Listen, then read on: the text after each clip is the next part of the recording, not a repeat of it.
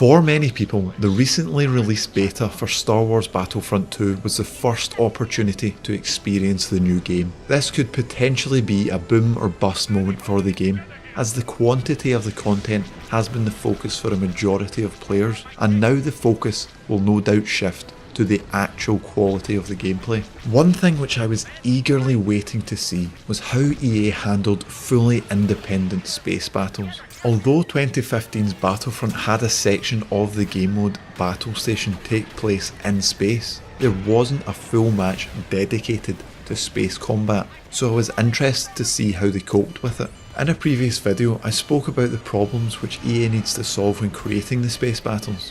First off, there has to be some differentiation between the maps in order to ensure that the game mode doesn't become stale and allows players to have some variety to their matches. Now arguably this can't be answered just yet as we've only seen one map, but this new map based above the planet of Fondor is an extremely interesting one, and this is where the second problem comes in, the need for the map to be interesting.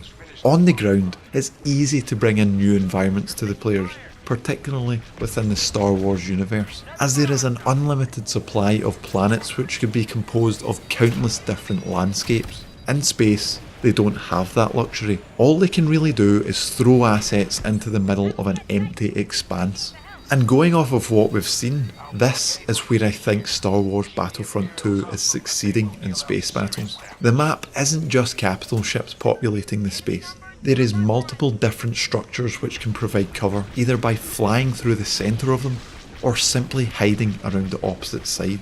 This also intensifies the dogfights, as players who can't counter their opponent's attacks immediately will have no choice but to outfly them, either through the utilisation of the surrounding environment or by outmanoeuvring them. Now, in EA's first attempt at starfighter combat, it really felt as though the training wheels were forced onto the players, potentially ensuring that it wasn't a chore to play through, which resulted in the gameplay feeling very restricted. But in Star Wars Battlefront 2, there can be no complaints that EA is holding us back. The ability to keep the training wheels on is still there, which is great. But for people like me who truly want to be in complete control of a starfighter, we have that opportunity. This means that there is quite a learning curve in order to truly compete in Starfighter Assault, as players aren't restricted to simple manoeuvres and can completely bamboozle their enemies in the heat of battle by flying rings around them. Offering the players the freedom of creativity is without a doubt going to be a good thing.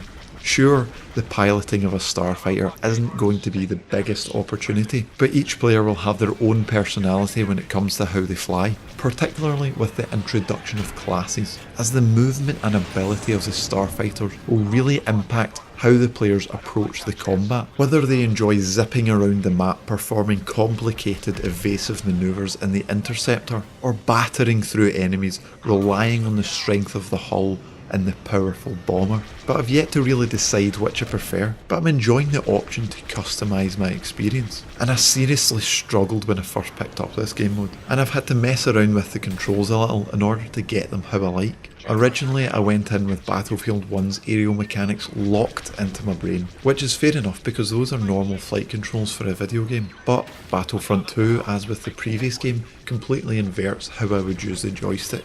And this is understandable because even when I changed it to the way I normally play, the flying just isn't the same. The flying is just nowhere near the same. When I'm wanting to bank into an attack position or dodge a structure, my brain automatically adopts the mindset that there will be a huge, sweeping turn which requires a large amount of force on the stick to accomplish. However, when I actually do this, the starfighter turns to exactly the angle I was wanting, but way too soon, so I'm left out of position, or sometimes left as simply pieces of starfighter after blasting off the side of a star destroyer. Now, this isn't a complaint, it'll just take me some time to actually get used to. After all, it wouldn't make sense for the starfighter to require that amount of time to turn, as for a start it doesn't need to worry about air resistance, never mind the fact that I'm treating the futuristic intergalactic starfighter like it's a World War I era biplane. So for me, the actual physical gameplay and experience of being in the starfighter is incredible, and the idea of having everything you do work towards a more immersive goal, like the destruction of a star destroyer through a particular sequence of events, is immensely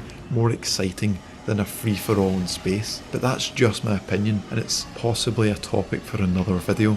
And overall, I've really enjoyed myself with the beta, and can't wait to get my hands on the full game when it's released next month. But I can already see a massive improvement on the gameplay, particularly for the space battles, so long may this continue. What are your opinions on the Starfighter Assault gameplay from the beta?